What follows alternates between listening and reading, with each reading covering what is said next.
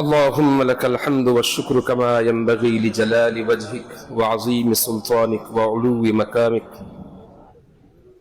وصل اللهم وسلم وبارك على سيدنا محمد خاتم النبيين وإمام المرسلين وعلى آله وأصحابه أجمعين أما بعد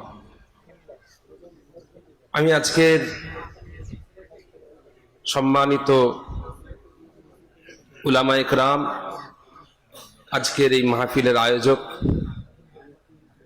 বিভিন্ন জায়গা থেকে আগত মেহমানান ইকরাম এবং মাদ্রাসার সম্মানিত তালিবুল ইলমদেরকে আমার পক্ষ থেকে শ্রদ্ধা এবং ভালোবাসা জানাই।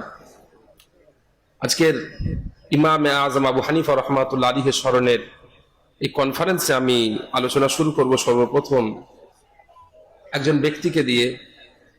সে ব্যক্তির নাম হলো মিসআর বিন কিদাম রাহিমাহুল্লাহ। তিনি 155 হিজরিতে কুফায় ইন্তেকাল করেন, মৃত্যুবরণ করেন।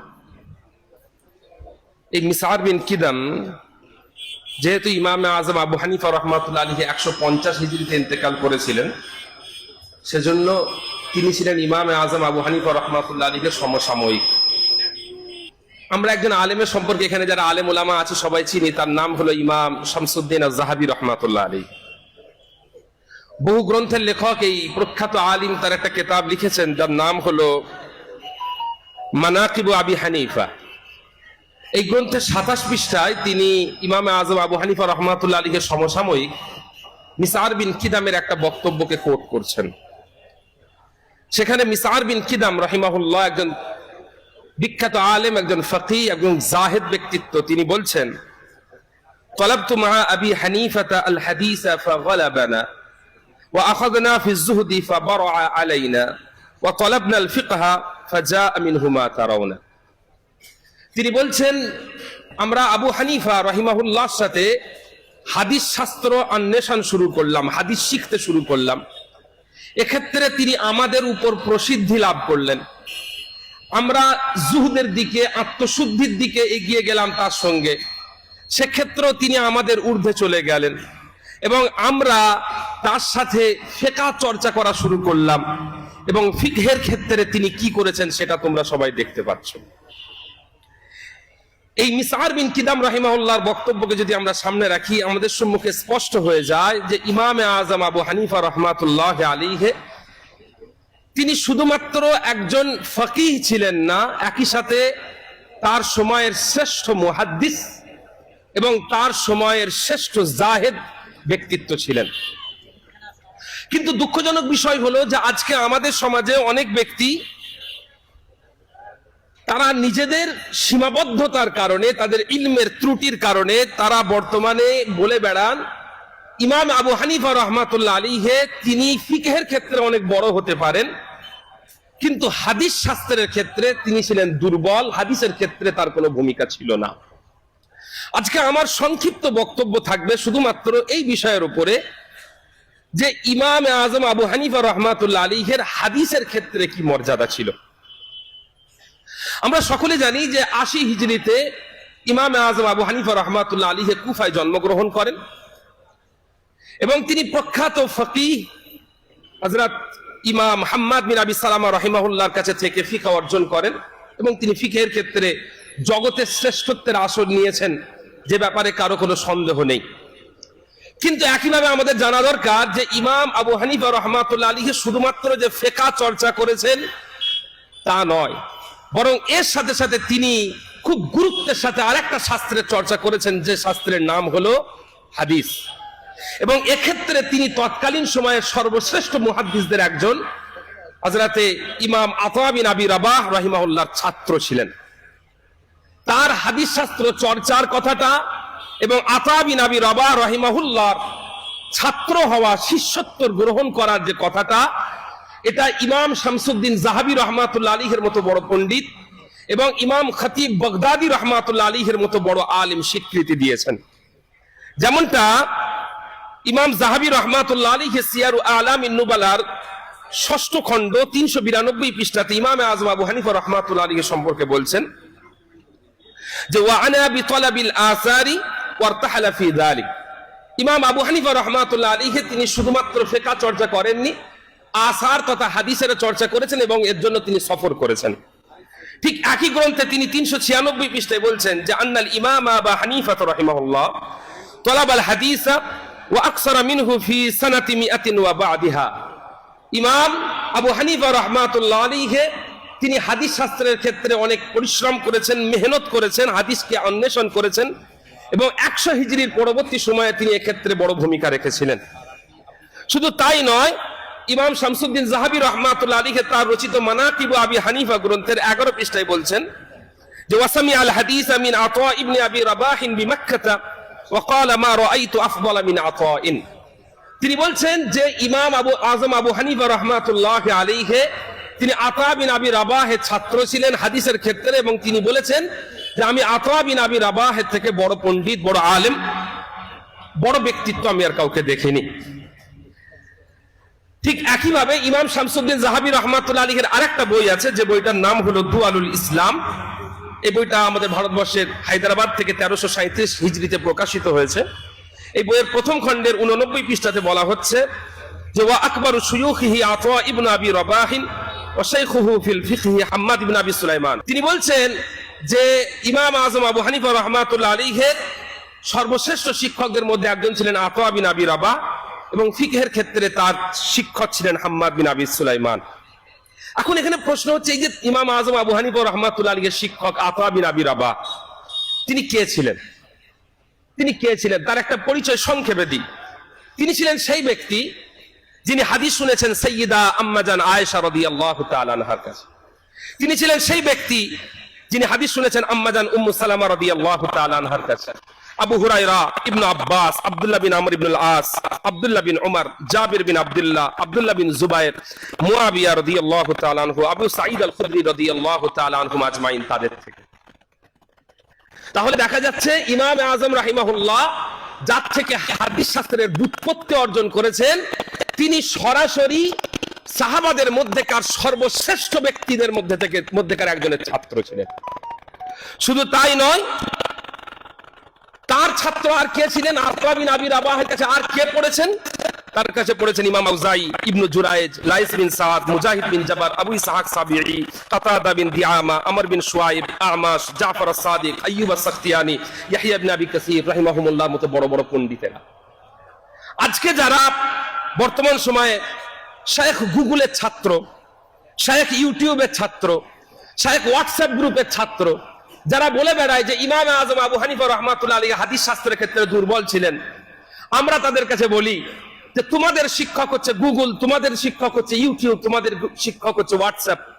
এবং আমরা যে ইমাম আজম আবু হানিফা রাহিমাহুল্লাহকে ভালোবাসি, তার ইত্তেবা করি, তার অনুসরণ করি, তার শায়েখ অন্য কেউ নয়, আতা বিন আবি রাবাহের মতো পৃথিবী বিখ্যাত মুহাদ্দিস এবং তাবেঈ।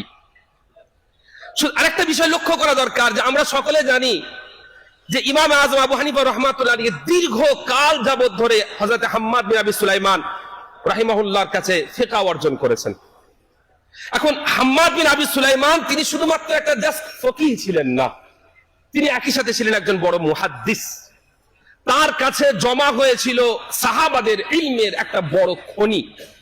আমি এক্ষেত্রে একটা কথা উল্লেখ করব, সেটা হলো কি, এই কথাটা তার আগে একটা কথা বলে যায়, আমার একটু বলা ভুল হলো। সেটা কি? সেটা হলো আমরা আতা বিন আবি রাবাহের কথা বললাম যে তিনি অনেক বড় ব্যক্তি ছিলেন, বললাম না? এখন অনেক বড় শায়েখ তার এই ছাত্র আবু হানিফার সাথে রাহিমাহুল্লাহ কেমন ব্যবহার করেন সেটা থেকেও বোঝা যায় যে আবু হানিফা রাহিমাহুল্লাহ কত বড় ব্যক্তি ছিলেন।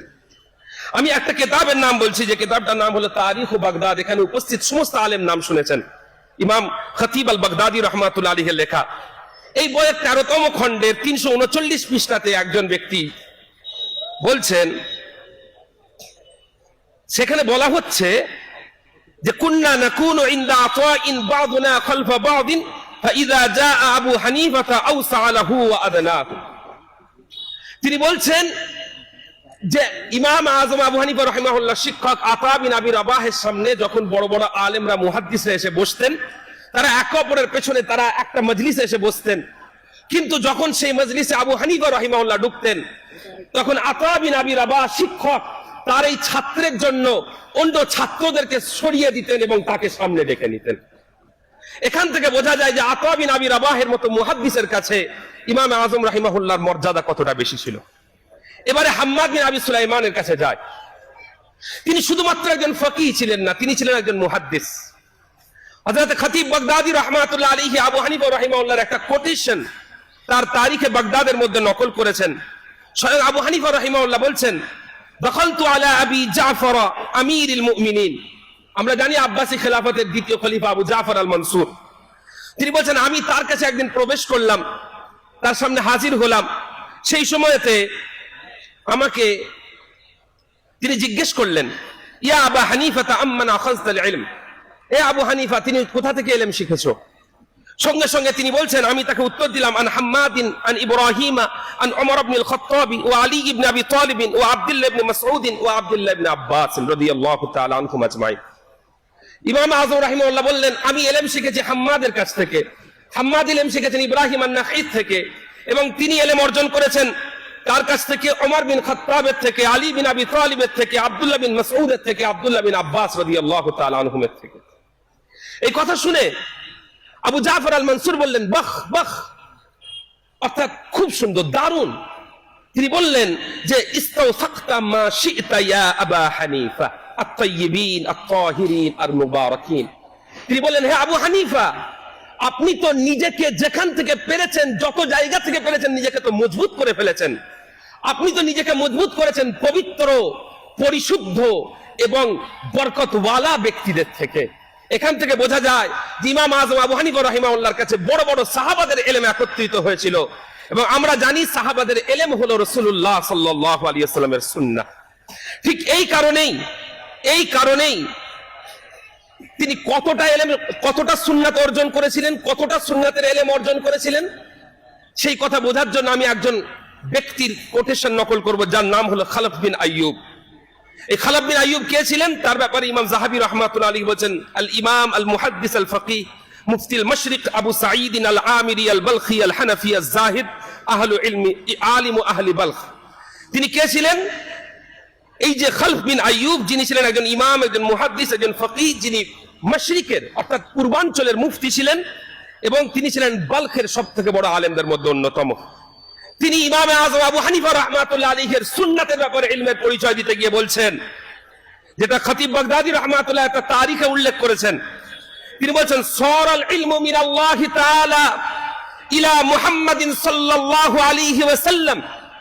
ইলম আল্লাহ তাআলার কাছে, আল্লাহ তাআলার পক্ষ থেকে তার নবী মুহাম্মদুর রাসূলুল্লাহ সাল্লাল্লাহু আলাইহি ওয়াসাল্লামের কাছে এসেছিল। সুম্মা সারা ইলা সাহাবিহি, তারপর মুহাম্মদ সাল্লাল্লাহু আলাইহি ওয়াসাল্লামের থেকে সেই ইলম গিয়ে পৌঁছেছে সাহাবাদের কাছে। সুম্মা সারা ইলা তাবিঈন, তারপরে সেই ইলম, যে ইলম সাহাবাদের ছিল, সেই ইলম পৌঁছেছে তাবেঈদের কাছে। সুম্মা সারা ইলা আবি হানিফা ওয়া আসহাবিহি, তারপর তাবেঈদের সেই ইলম গিয়ে জমা হয়েছে আবু হানিফা এবং তার ছাত্রদের কাছে রাহিমাহুমুল্লাহ। ফামান শাআ ফালইয়ারদা, এই ফ্যাক্টের উপরে, এই তথ্যের উপরে কেউ খুশি থাকলে খুশি থাকুক, ওমান শাআ ফালইয়াসখাত, কেউ রাজি না থাকলে সেটা তার ব্যাপার, রাজি হলো না। কিন্তু যেটা সত্য সেটা হলো রাসূলুল্লাহ সাল্লাল্লাহু আলাইহি ওয়াসাল্লামের ইলম গিয়ে একত্রিত হয়েছে ইমাম আবু হানিফা রাহমাতুল্লাহ আলাইহির কাছে। শুধু তাই নয়, আমি আরেকজন ইমামের নাম বলবো, যিনি তার ইলমের দৌলতে পৃথিবীর মাশরিক থেকে মাগরিব পর্যন্ত নিজের পরিচয়কে সমৃদ্ধ করেছেন, নিজের নামকে সমুজ্জ্বল করেছেন। তার নাম হলো ইমাম আলী বিন সুলতান আল হারাবি রাহিমাহুল্লাহ, যাকে আমরা মোল্লা আলী কারি নামে চিনি। তিনি একটা কিতাব লিখেছেন, সানাদুল আনাম ফি শারহি মুসনাদুল ইমাম। এই কিতাবের দ্বিতীয় খণ্ডে 61 ও 62 পৃষ্ঠায় ইমাম মোল্লা আলী কারি রাহমাতুল্লাহ আলাইহি বলছেন, আন্না হুসনা যান্নি ফি আবি হানিফাতা আন্নাহু আহাতা বিল আহাদিসিশ শরীফাতি মিনাস সহিহাতি ওয়াজ যায়ীফা। ইমাম আযম আবু হানিফা রাহমাতুল্লাহ আলাইহির ব্যাপারে আমাদের সুধারণা হলো যে তিনি সহিহ এবং যায়ীফ সমস্ত ধর্মের ইলমের ইহাতা তার মধ্যে তিনি করে নিয়েছিলেন, সমস্ত ধরনের হাদিসকে তার মধ্যে তিনি অর্জন করে নিয়েছিলেন। আলহামদুলিল্লাহ।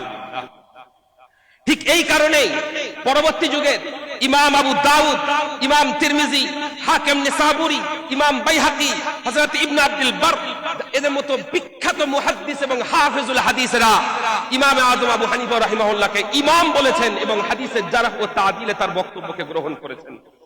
আমি আপনাদের সম্মুখে উল্লেখ করি, হাফেজ ইবনে আব্দুল বার রাহিমাহুল্লাহ তার রচিত কিতাব জামিউ বায়ানিল ইলম সারা পৃথিবীর প্রত্যেকটা মাদ্রাসায় আশা করি পাওয়া যাবে। এই কিতাবের দ্বিতীয় খণ্ডে 163 পৃষ্ঠায় বলছেন, সুনান আবু দাউদের লেখক ইমাম আবু দাউদ সুলাইমান বিন আশআস আস-সিজিস্তানি রাহমাতুল্লাহ আলাইহি বলছেন, রাহিমাল্লাহু মালিকান কানা ইমামান, আল্লাহ তাআলা ইমাম মালিকের উপর রহম করুন, তিনি একজন ইমাম ছিলেন। রাহিমাল্লাহু শাফিঈ কানা ইমামান, আল্লাহ তাআলা শাফিঈর উপর রহম করুন, তিনি একজন ইমাম ছিলেন। রাহিমাল্লাহু আবা হানিফা কানা ইমামান, আল্লাহ তাআলা আবু হানিফা রাহিমাহুল্লাহর উপর রহম করুন, তিনি ইমাম ছিলেন। কে বলছেন? সুনানু আবি দাউদের লেখক ইমাম আবু দাউদ সুলাইমান বিন আশআস আস-সিজিস্তানি রাহমাতুল্লাহ আলাইহি। আমরা যদি ইমাম তিরমিজির দিকে তাকাই, ইমাম আবু ঈসা মুহাম্মদ বিন ঈসা তিরমিজি রাহিমাহুল্লাহ, তার একটা কিতাব আছে ইলালুত তিরমিজি। পৃথিবীর প্রত্যেকটা আলেম সেই কিতাবের সাথে পরিচিত। সেই কিতাবের মধ্যে ইমাম তিরমিজি রাহিমাহুল্লাহ বলছেন, তিনি আলোচনা করছিলেন যে ইলালুল হাদিস নিয়ে, জারহুল হাদিস নিয়ে চর্চা করা উচিত কিনা।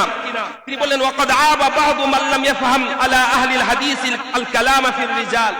তিনি বললেন, কিছু মানুষ আছে যারা রিজালের ব্যাপারে আলোচনার ব্যাপারটা বুঝতে পারে না, তার ফলে যারা রিজালের ব্যাপারে আলোচনা করে তাদের তারা সমালোচনা করে। কিন্তু ওয়াকাদ ওয়াজাদনা গায়রা ওয়াহিদিন মিনাল আইম্মাতি মিনাত তাবিঈন, আমরা দেখেছি যে তাবেঈনদের মধ্যেকার অনেক বড় বড় ইমাম তারা জারহের ক্ষেত্রে কথা বলেছেন। কারা? তাবেঈনদের মধ্যেকার ইমাম।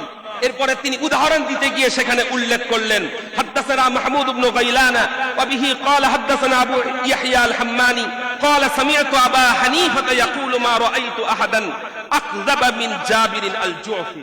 তিনি বললেন, ইমাম আবু হানিফা রাহমাতুল্লাহ আলাইহি জাবির আল-জুফির তিনি নাকাদ করেছেন, জারহ করেছেন। তিনি কোন তালিকায় কথা বললেন? যেখানে তিনি বলছেন তাবেঈনদের মধ্যেকার ইমামরা যারা ওয়া তাবিল করেছেন। অর্থাৎ এখান থেকে বোঝা গেল ইমাম তিরমিজি রাহিমাহুল্লাহ ইমাম আযম আবু হানিফা রাহিমাহুল্লাহকে ইমাম হিসেবে মানেন। আর একটা উদাহরণ আমি আপনাদেরকে দিই, সেটা হলো ইমাম বাইহাকী রাহমাতুল্লাহ আলাইহির শায়খ এবং বিশ্বের অন্যতম শ্রেষ্ঠ মুহাদ্দিস আল মুস্তাদরাকের লেখক ইমাম হাকিম নিসাবুরি রাহিমাহুল্লাহ। তিনি একটা হাদিস আল মুস্তাদরাকে লা নিকাহা ইল্লা বিওয়ালিয়িন, এই হাদিসের বিভিন্ন সনদ নিয়ে আলোচনা করতে করতে বলছেন, ওয়াকাদ ওয়াসালা হাদাল হাদিস আন আবি ইসহাক وقد وصل هذا الحديث عن أبي إسحاق جماعة من أئمة المسلمين غير من ذكرناهم منهم أبو حنيفة النعمان بن الثابت। তিনি বললেন যে হাদিসটা আমরা তুলে ধরলাম, এই হাদিসের আমরা সনদে যে যে নাম বলেছি এর বাইরে অনেক বড় বড় ইমামরা এই হাদিসটা বর্ণনা করেছেন, তার মধ্যে আবু হানিফা রাহিমাহুল্লাহ একজন। এখানে বোঝা গেল ইমাম হাকিম নিসাবুরি রাহিমাহুল্লাহ ইমাম আযম আবু হানিফা রাহিমাহুল্লাহকে ইমাম হিসেবে মেনেছেন, বড় মুহাদ্দিস ইমাম হিসেবে মেনেছেন। ঠিক একইভাবে তিনি সেখানে একটা তালিকা দিয়েছেন, তার লেখা কিতাব মারিফাতু উলুমিল হাদিস গ্রন্থে তিনি একটা তালিকা দিয়েছেন। কাদের তালিকা? তিনি বলছেন আল আইম্মাতিস সিকাতিল মাশহুরিনা মিনাত তাবিঈন ওয়া আতবাঈহিম, তাবেঈন এবং তাবেঈনদের যুগের মাশহুর আইম্মারা, ওয়া মা ইজমাউ হাদিসুহুম লিল হিফজি ওয়াল মুযাকারাতি ওয়াত তাবাররুকি বিহিম, যে ইলমদের, যে বড় বড় আলেমদের হাদিসকে একত্রিত করা হয় মুখস্থ করার জন্য, চর্চা করার জন্য এবং সেখান থেকে বরকত হাসিলের জন্য, এমন একটা বড় বড় মুহাদ্দিসদের তালিকা দিয়েছেন। সেই তালিকাতে তিনি ইমামে আযম আবু হানিফা রাহিমাহুল্লাহর নামটাকে যুক্ত করেছেন। কে? হাকিম নিসাবুরি রাহিমাহুল্লাহ। আরেকজন ব্যক্তির নাম বলবো, তার নাম হলো আল্লামা ইবনে তাইমিয়া আল হাররানি রাহিমাহুল্লাহ। মুসলিম বিশ্বের অন্যতম শ্রেষ্ঠ বড় পণ্ডিত এবং হানাফি বিদ্বেষীরা যারা, তারা ইমাম ইবনে তাইমিয়াকে অনেক গুরুত্ব দেয়, ফলো করে।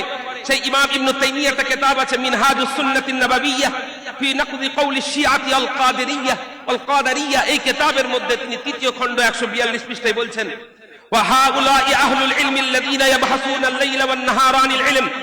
আমি এমন কিছু আলেমদের নাম বলবো যে আলেমরা তারা নিজেদের সময় দিয়ে মেহনত করে, পরিশ্রম করে, তারা নিজেদের সময় ব্যয় করে তারা ইলম চর্চা করেছেন এবং কোন সাহাবার ব্যাপারে তারা দুশমনি রাখেননি, প্রত্যেক সাহাবা থেকে ইলম নিয়েছেন। তাদের মধ্যে একজন হলেন কে? ইমামে আযম আবু হানিফা রাহিমাহুল্লাহ। ঠিক এই জন্যই ইমাম আযম আবু হানিফা রাহিমাহুল্লাহকে তারা শুধু স্বীকৃতি দেননি, ইমাম শামসুদ্দিন যাহাবী রাহমাতুল্লাহ আলাইহি তাযকিরাতুল হুফাজ কিতাবে হাফিজুল হাদিসদের তালিকায় ইমাম আযম আবু হানিফা রাহমাতুল্লাহর নাম রেখেছেন।